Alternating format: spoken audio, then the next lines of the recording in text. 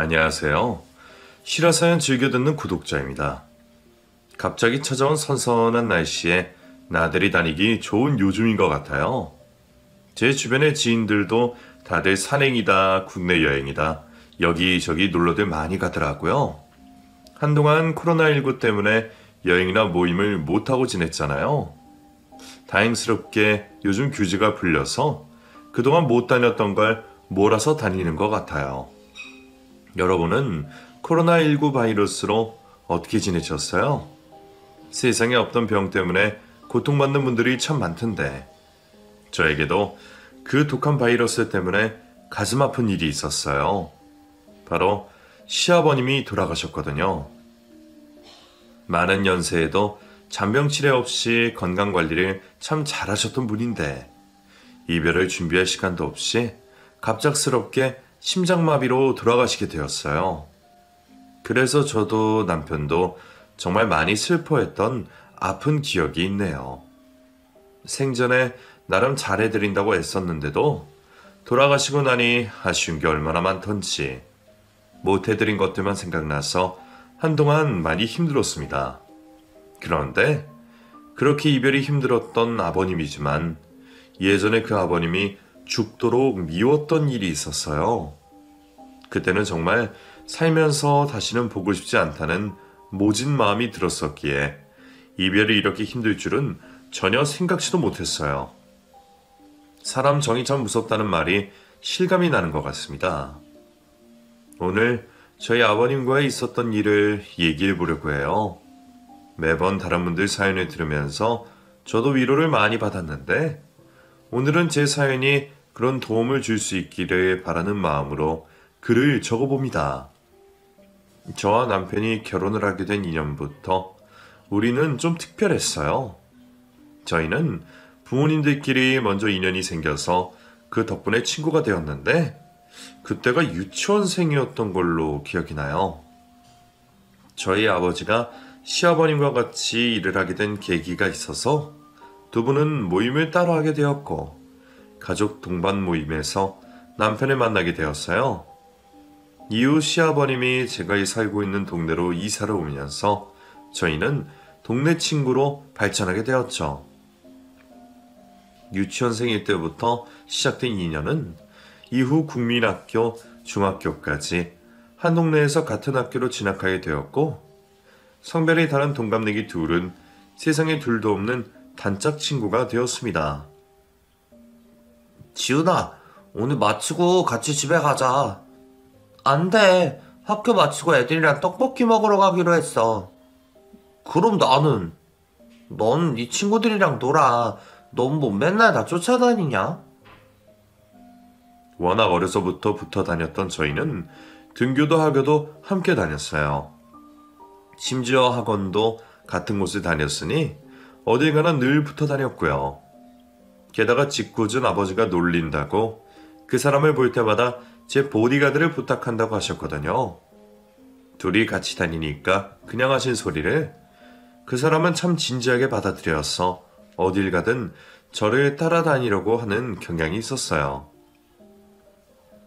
지훈아, 오늘은 껌딱지 안 따라오냐? 껌딱지 아니야. 먼저 가라고 했어. 걔는 참 할 일도 없다. 남자친구들 없대?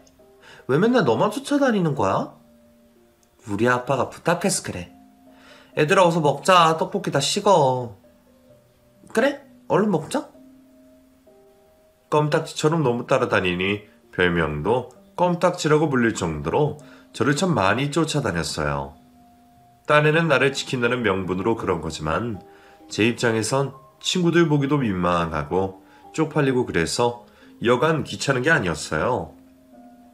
괜찮다고 하는데도 저희 아버지와 약속을 했다면서 굳이 따라다니는 그런 순진한 남자아이였죠.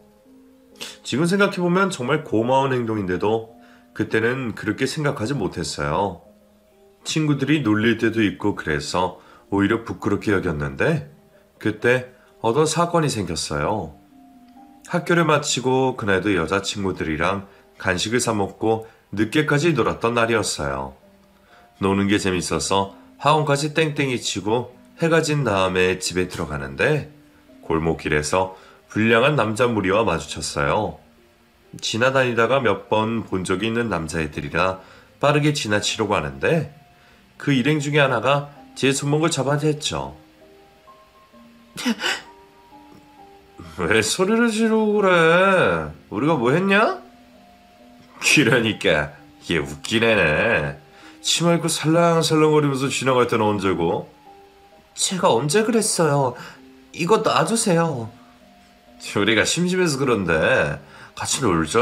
어? 남자 서넛이 저를 둘러싸며 어두운 구석으로 몰아갔고 겁에 질린 저는 말도 못하고 바들바들 떨기 시작했어요.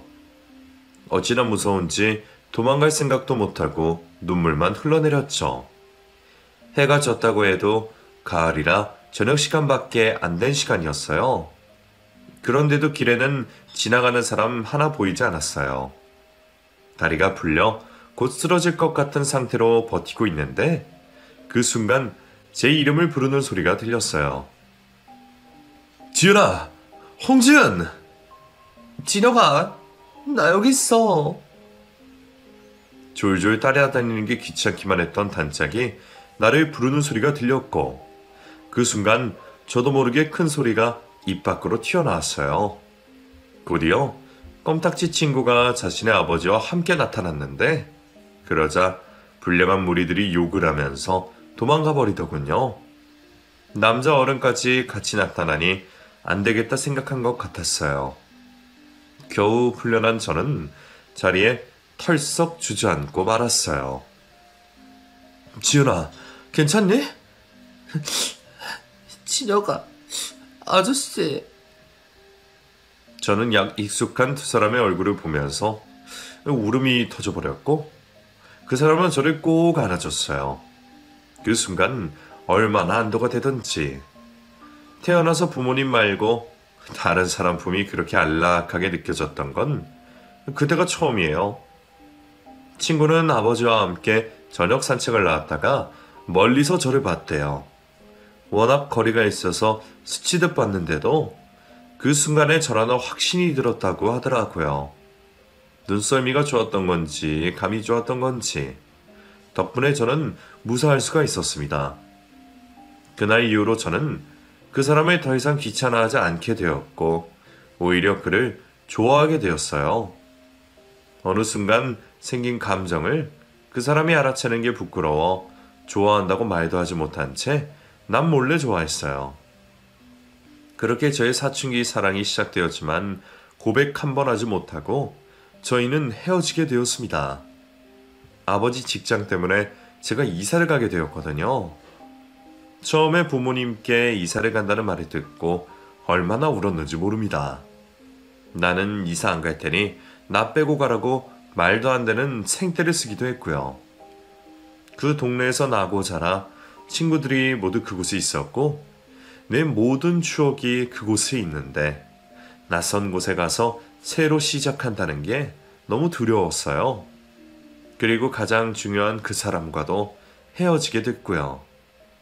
중학생이었던 저는 자취를 하겠다고도 부모님께 말씀드려봤지만 그게 통할 리가 없었죠. 결국 저는 전학을 가게 되었고 그렇게 그 사람과 헤어지게 되었어요. 이사를 가던 날 하늘에 구멍이 난 듯 비가 억수같이 쏟아졌는데 그 비를 맞고 저에게 인사를 왔던 그 사람의 모습이 어렴풋이 기억나요. 저도 그 사람도 서로 말도 못한 채 한참을 서로 얼굴만 바라봤고 차에 타라는 엄마의 목소리에 마지막으로 그의 손을 잡았어요. 그도 제 손을 꽉 잡아주었고 그렇게 저희는 마지막 인사를 나눴습니다. 이사를 가면서 혼자 훌쩍훌쩍 많이 울었어요.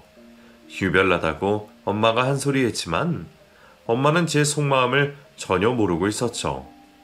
좋아하는 사람과 헤어지게 됐으니 얼마나 속상했겠어요. 중학생밖에 안 된 나이였지만 그래도 마음은 진심이었으니까요. 이사를 하고 한동안 그 사람과 연락을 주고받았지만 어느 순간 연락이 끊어지게 되었고 대한민국 수험생이라는 타이틀 아래 공부에 치여 조금씩 그를 잊어가게 되었어요.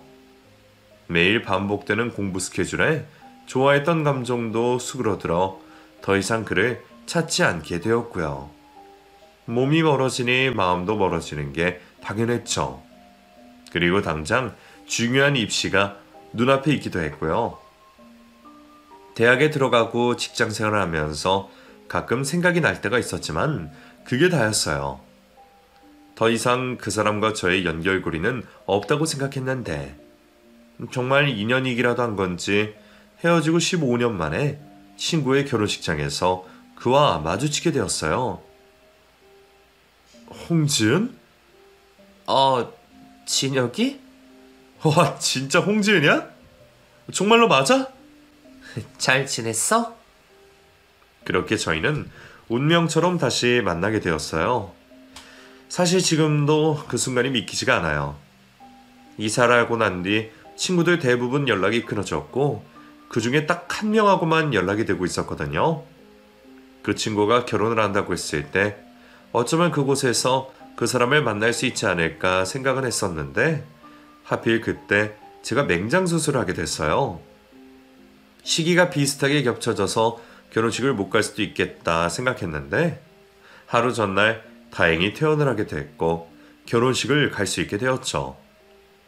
그때 그 결혼식을 가지 못했다면 아마 그 사람을 다시 만나기는 어려웠을 거예요. 15년 만에 재회한 그 사람은 결혼 전이었고 만나는 사람이 없었어요. 그건 저도 마찬가지였기에 서로 연락처를 주고받고 만나기 시작했어요. 처음에는 어린 시절 회상을 하며 서로의 안부를 묻고 살아온 인생 이야기를 나누기에 바빴어요. 30이 다 된 나이에 다시 만난 그 사람은 제 기억 속에 있던 어린 날의 모습보다 훨씬 멋있어졌고 근사해졌더라고요. 그와 얘기를 나누다 보면 어린 날의 그 시절로 돌아간 것 같아 너무 즐거웠어요. 그래서 그를 만나는 시간이 기다려졌죠. 한 번, 두 번 만남이 반복되면서 어느새 저희 둘은 감정이 쌓이게 됐는데 알고 봤더니 저도 그 사람도 진지하게 만난 사람이 없더라고요. 마치 서로를 기다렸던 것처럼 말이에요. 만남이 거듭되면서 저희는 연인으로 발전하게 되었고 2년 정도 연애 끝에 그가 결혼하자고 청혼을 했어요. 물론 저도 같은 마음이었고요. 결혼을 약속하고 그의 집에 인사를 가게 되었을 때 그 사람이 엄마 얘기를 꺼냈어요.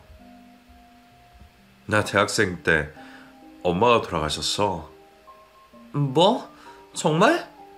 왜 얘기를 안 했어? 아저씨는 괜찮으신 거야? 아버진 괜찮으시겠지. 뭐? 마음 아픈 얘기를 덤덤하게 하면서 왠지 아버지 얘기를 꺼리는 그였어요. 분명 무슨 일이 있었던 것 같아 그가 얘기해주길 기다리는데 깜짝 놀랄 얘기를 해주더군요.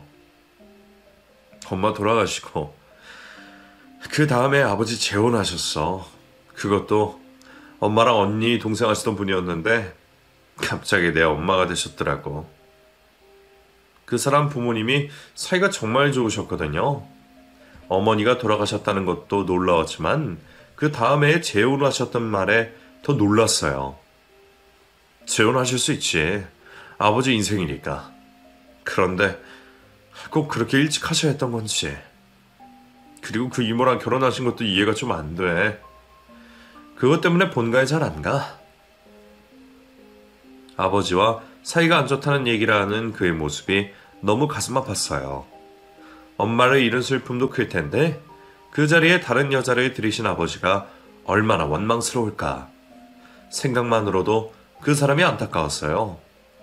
아버지의 재혼 이후 본가와 거리를 둔 그는 새 어머니와도 대면대면한 사이라는 얘기도 하더군요.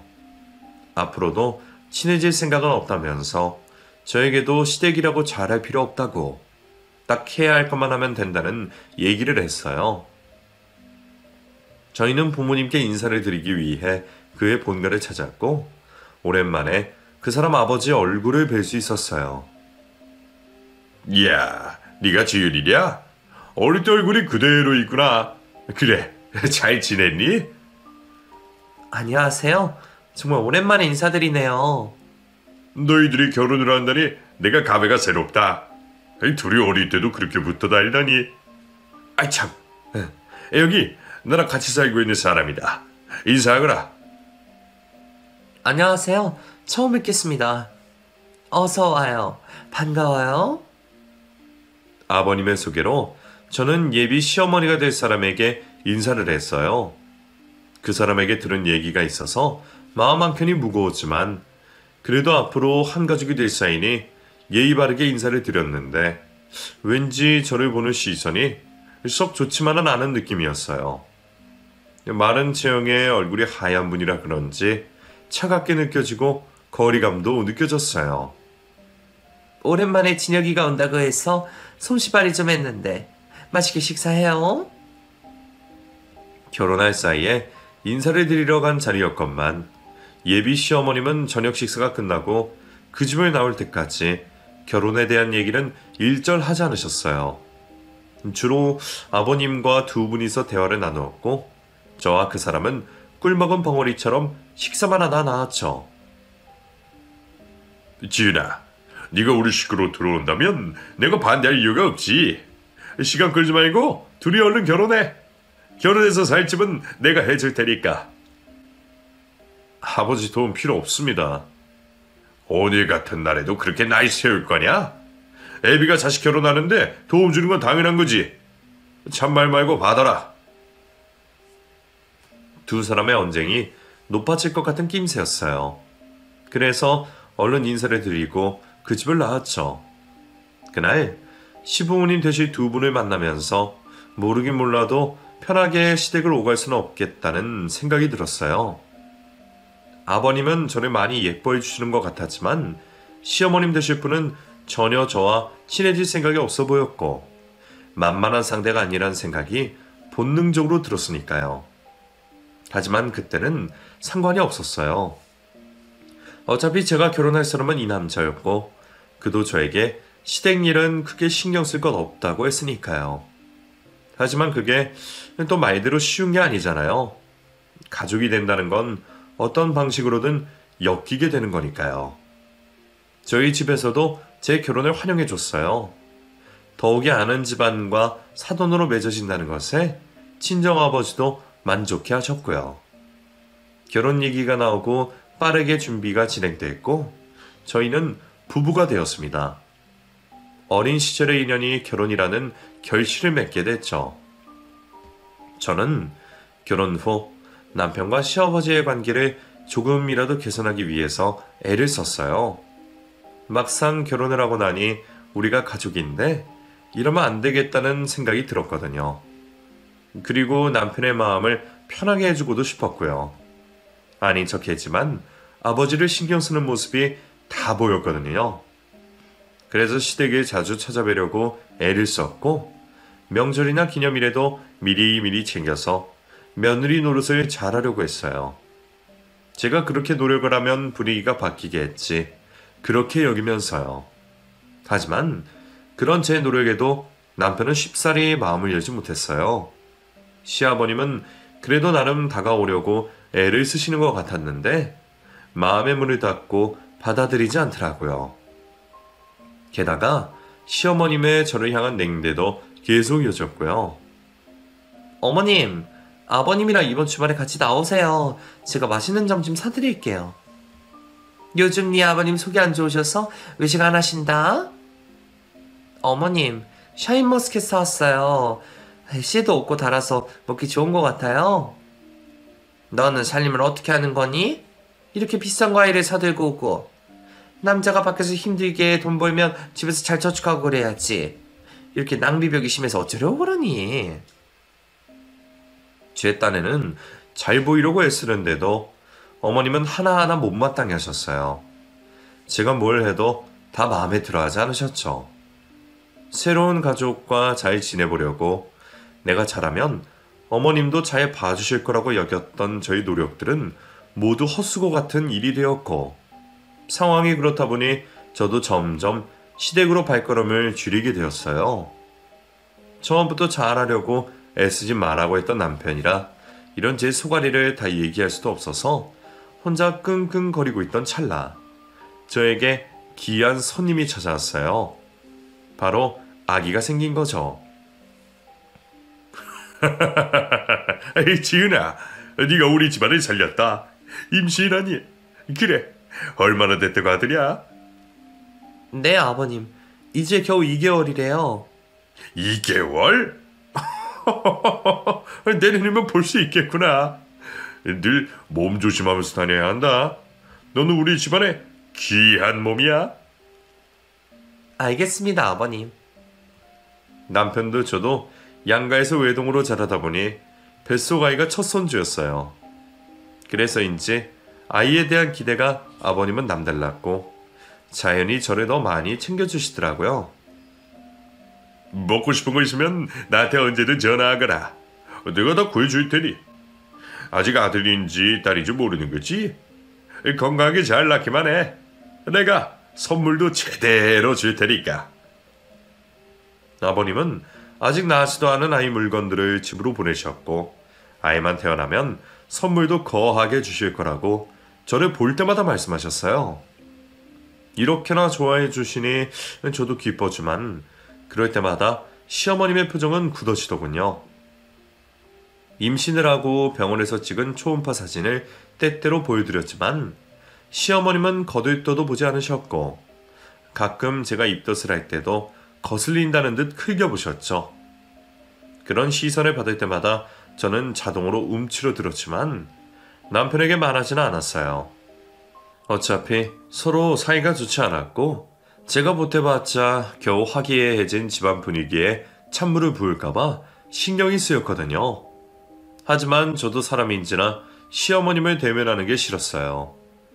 10달의 임신 기간이 지나고 드디어 아이가 태어났어요. 아버님이 은근히 바라고 계셨던 아들이 태어났고 초산인데도 엄마 애 많이 안 먹이고 수월하게 태어나줬죠. 아이는 날 때부터 머리가 새까맣게 나서 나왔는데 생긴 게 지 아빠 판박이었어요. 막 태어나 부은 얼굴인데도 아빠 얼굴이 선명하더라고요. 그 모습에 남편은 눈물까지 보이면서 울었어요. 꺽꺽거리면서 우는데 다 큰 어른이 애처럼 우는 모습에 그 와중에 웃음이 다 나더라고요. 정말 행복했습니다. 이렇게 가족이 되는구나. 내가 부모가 되는구나. 정말 감회가 남달랐어요. 제가 엄마가 되었듯이 할아버지가 된 아버님도 손자를 정말 많이 예뻐해 주셨어요. 남편 어릴 적 추억도 생각나고 먼저 돌아가신 어머님 생각도 나시는 듯 했어요. 아이고, 요석 배불리 먹었는지 잠이 오는가 보구나.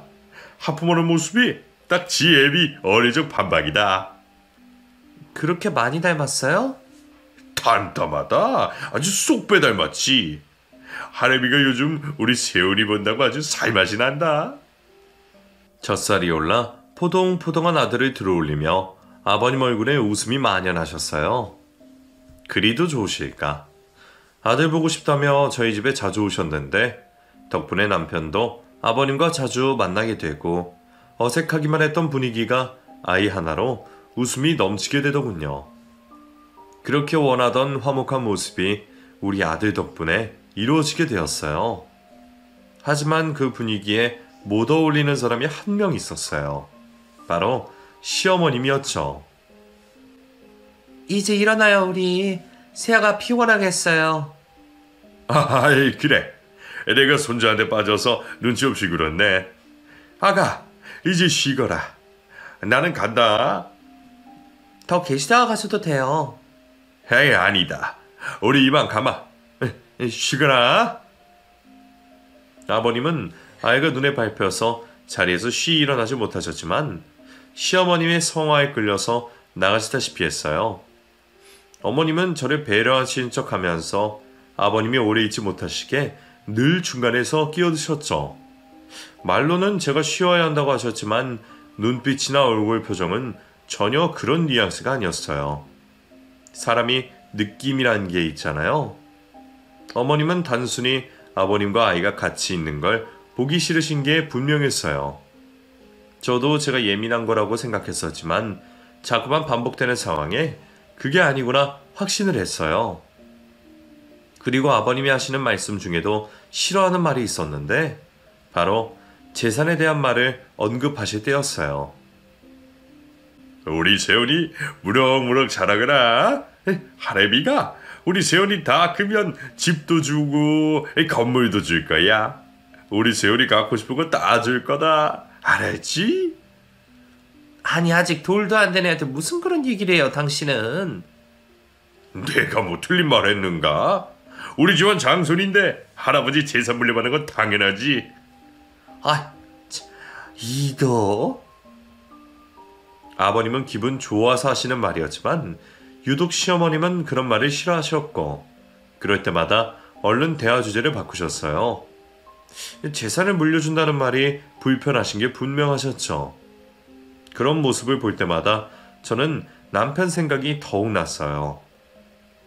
어릴 때 지의 기억에 남편의 어머니는 정말 다정하고 좋은 분이셨거든요.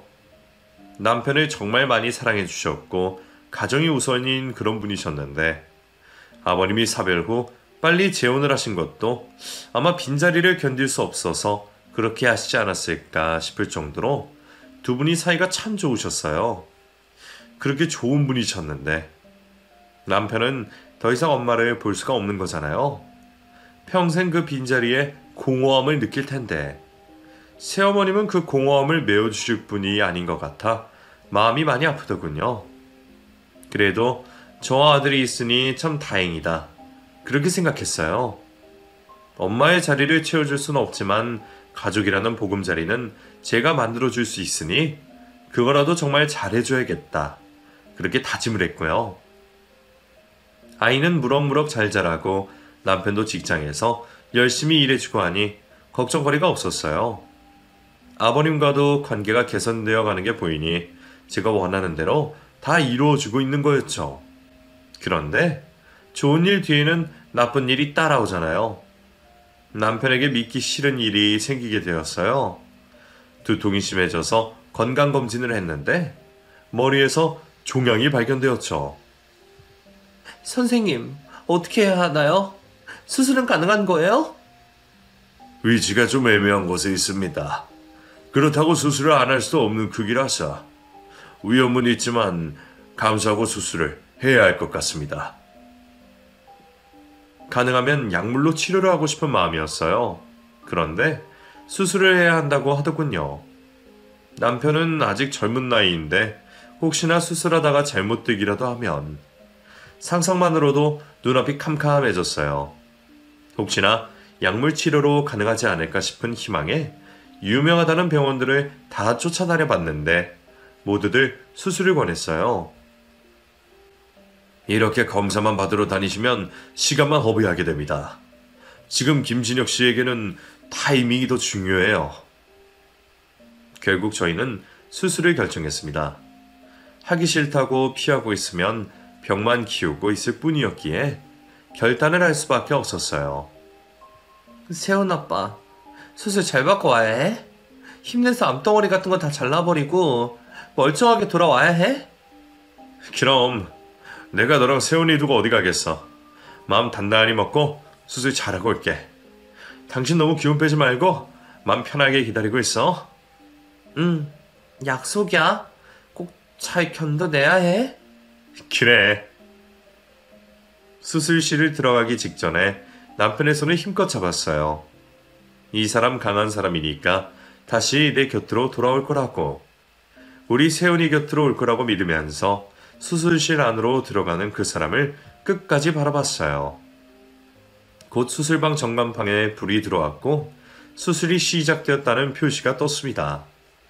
침착하게 그 사람이 나올 때까지 기다리려고 했지만 수술 시간이 더해질수록 심장이 미친 듯이 뛰었어요. 어떤 예감이 있었던 걸까요? 아무리 애를 써도 진정이 되지 않더군요. 수술 시간이 2시간이 넘어가자 저는 기진맥진해졌고 그때 시부모님이 오셨어요. 수술을 마치고 나오는 아들을 보겠다고 아버님이 우겨서 오셨다고 하더군요. 역시나 시어머님이 병원에 못 오게 막고 계셨던 모양이었어요. 너는 얼굴이 하얗게 해서 곧 넘어가겠다. 뭘 그리 긴장하고 그러니 의사가 알아서 잘할 텐데. 저 괜찮아요 어머님. 괜찮기. 너 때문에 네 아버님이 더 불안해하시지 않니? 죄송해요, 어머님. 죄송할 것도 없었지만 넋이 나간 상태였기에 아무 말이나 뱉었어요. 솔직히 시어머님 상대하고 싶은 마음이 없었지만 그 자리에서 모른 채도 할 수 없어서 겨우 대답이나 해줬죠. 아버님도 수술이 길어지자 걱정이 많으신지 말없이 수술방 문만 뚫어져라 보고 계셨어요.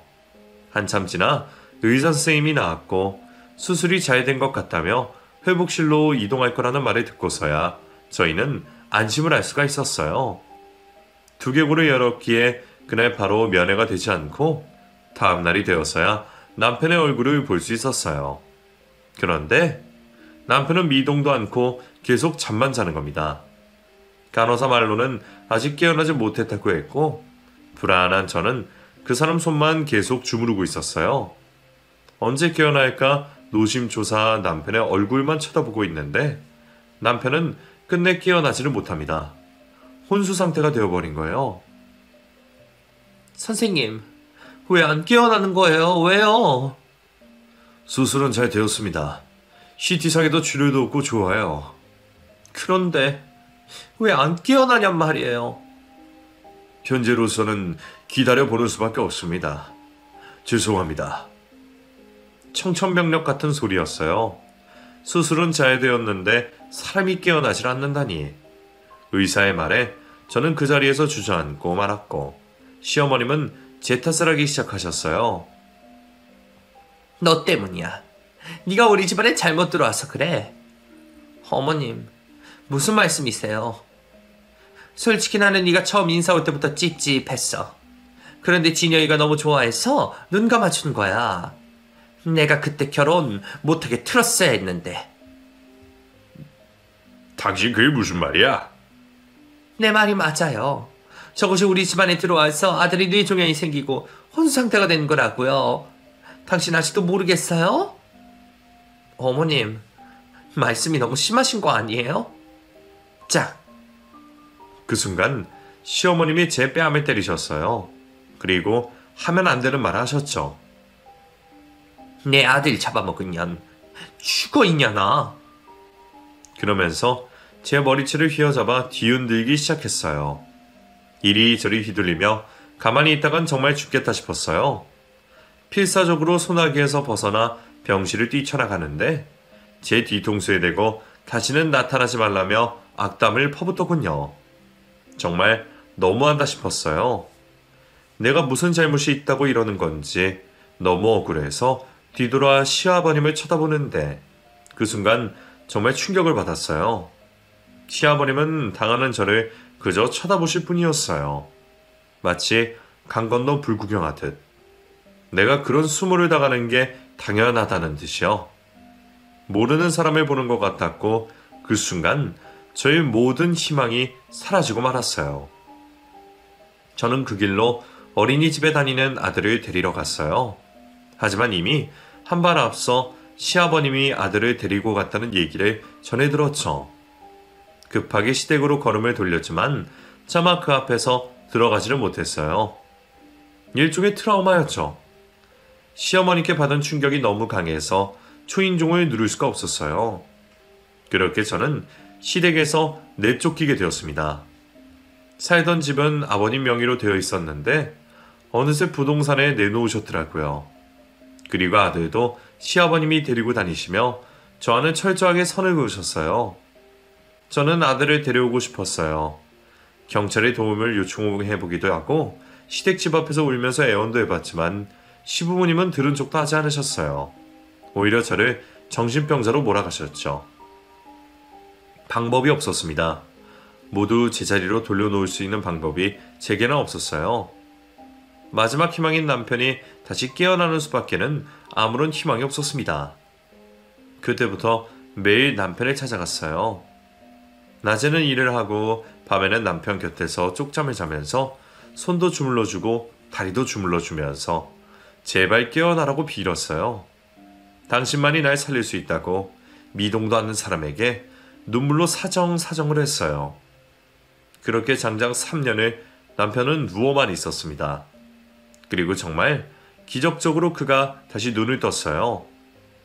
그날도 다른 날과 마찬가지로 남편의 손을 주물러 주고 있었는데 작은 움직임이 느껴졌어요.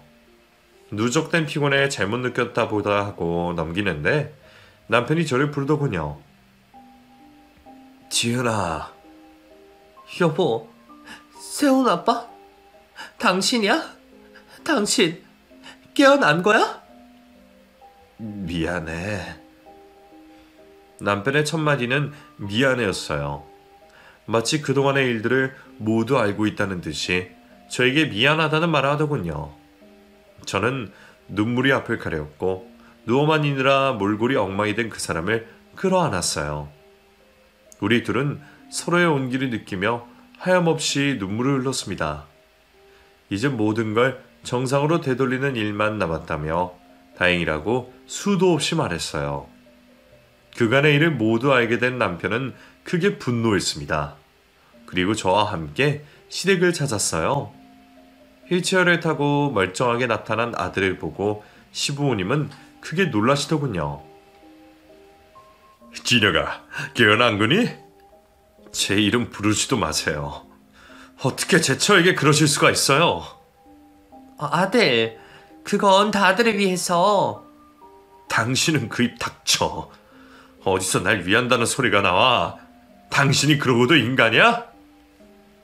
남편의 기세에 두 사람은 당황하며 입을 닫았어요.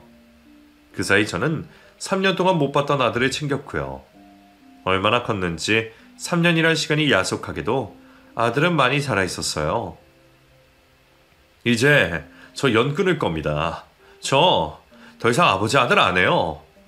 저 여자 치마폭에 쌓여서 행복하게 살아보세요. 이 자식! 애비한테 할 소리냐? 아버지는요? 제가 정신을 놓고 있으면 아버지가 제 식구들 챙겨줘야 하는 거 아닙니까? 저 사람 덕분에 저 다시 깨어난 거예요. 저 사람이 나 살렸다고요. 저 이제 아버지 필요 없습니다. 차라리 고아로 살겠어요. 남편은 눈물까지 흘리며 소리쳤습니다. 그 기세 앞에서 두 사람은 아무 말도 못하고 서 있더군요. 그렇게 저희는 아버님과 인연을 끊었고 다시 한 집에 살게 되었어요. 어렵게 다시 찾은 우리 가족이 얼마나 소중하던지 한동안 저는 꿈인지 생시인지 헷갈렸어요. 그만큼 간절히 바랬던 모습이었기에 남편도 아들도 너무나 소중했어요. 병원에 입원하고 있을 동안 체력이 떨어진 남편의 대신에 생활비는 제가 벌러 다녔어요. 대신 남편은 그동안 아들과 못 보낸 시간을 함께 보냈죠. 3년 동안 강제로 떨어져 지내서 처음엔 저희를 어색해하던 아이였지만 금세 적응을 해줬고 못난 엄마 때문에 고생한 아들에게 너무 미안했어요. 잃어버린 3년의 시간을 보상하기 위해서라도 함께하는 시간을 더 많이 가졌어요. 아들도 엄마 아빠의 그런 노력을 아는지 잘 따라와 줬고요. 아들의 8번째 생일을 맞이하게 되어 맛있는 저녁을 해주기 위해 장을 잔뜩 봐서 들어가는 길이었어요. 저녁 식사 시간에 맞추려고 일터에서 조퇴까지 하고 일찍 들어가는데 우리 집 현관 앞에 누군가가 서 있는 겁니다. 누군가 싶어 자세히 보니 시아버님이었어요. 아버님이 여긴 웬일이세요? 쌓여있는 감정 때문에 말이 곱게 나가지 않았고 날카롭게 묻는 저에게 아버님이 조심스레 말을 꺼내셨어요. 그동안 잘 지냈니? 진혁이나 세훈이도 잘 있고? 네, 잘 먹고 잘 살고 있어요. 진혁씨, 아버님 보면 흥분할지도 몰라요. 지금 재활 중인데 안정이 중요하신 거 아시죠? 그래, 내가 반갑지는 않겠지. 그런데 에미야, 지난날 내가 잘못한 것을 너무 잘 안다. 제발 부탁이니 진혁이와 잠깐만 얘기할 수 있게 해다오. 시아버님은 저에게 사정하셨고 별 수 없이 집 안으로 들어오시게 했어요. 집안에 있던 남편은 아버님을 보자마자 얼굴이 굳어지더군요. 할 말이 있어 찾아왔다는 말에 맞아 분전박대하지 못하고 자리에 앉았죠. 네가 나와 인연을 끊겠다고 한 뒤로 곰곰이 생각해봤다. 지난 날들 내가 큰 죄를 지었어. 일미와 재훈이한테도 면목이 없다. 제가 인연을 끊겠다고 했잖아요. 왜 찾아오셨어요? 남편도 말이 곱게 나가지 않더군요. 저도 아무 말 없이 곁에 묵묵히 있기만 했고요. 저희를 가만히 보시던 아버님은 갑자기 무릎을 꿇으셨어요. 그 여자하고는 이혼했다. 이제는 뭐가 중요한지 알겠어. 그 여자가 못된 말로 우리 사이를 이간질하려고 했고 내 재산을 욕심내고 있었다는 걸 미처 몰랐어. 하지만 이제 안다. 그리고 나에게 너희들이 소중하다는 것도 잘 알고 있어. 염치 없지만 나를 다시 받아주면 안 되겠니? 남은 여생 나도 행복하게 살고 싶다. 아버님은 진심 어린 목소리로 말을 이어나가셨고 끝엔 눈물까지 보이셨어요. 남편이 혼수 상태가 되었을 때 아들을 한 번 잃었다고 생각하시다면서 두 번이나 아들을 잃을 순 없다고 하시면서요. 그 모습에 남편도 눈물을 보이며 천천히 아버님의 손을 잡더군요. 그리고는 곧 서로를 부둥켜 안았어요. 그렇게 두 부자는 화해를 하게 되었습니다. 그날 이후 저희는 아버님과 집을 합쳤어요. 넓은 집에 혼자 지내는 게 적적하시다며 함께 사는 게 어떠냐고 저에게 조심스레 제안해 주셨거든요. 같이 살자고 말씀하시는 게 얼마나 힘이 드셨을지 알았기에 저는 흔쾌히 그러자고 했습니다. 사실 아버님을 향한 제 감정들이 없어졌다고 할 수는 없었어요. 아직도 저를 차갑게 쳐다보셨던 그 눈빛이 떠오르거든요. 하지만 아버님은 변했다고 하셨고 다시는 그런 일이 없을 거라고 약속을 해주셨기 때문에 저도 아버님을 믿어보기로 했어요. 집안의 어른으로서 잘못을 인정하시기 힘드셨을 텐데 먼저 저희에게 사과를 해주신 그 진정성을 믿어보기로 한 거죠. 그렇게 다시 한 가족이 되고 저는 둘째 딸을 낳았어요. 첫째가 돌이 많이 나서 살짝 걱정은 했지만 아이가 또 우리 가족에게 웃음을 주며 하나로 뭉치게 해주더라고요.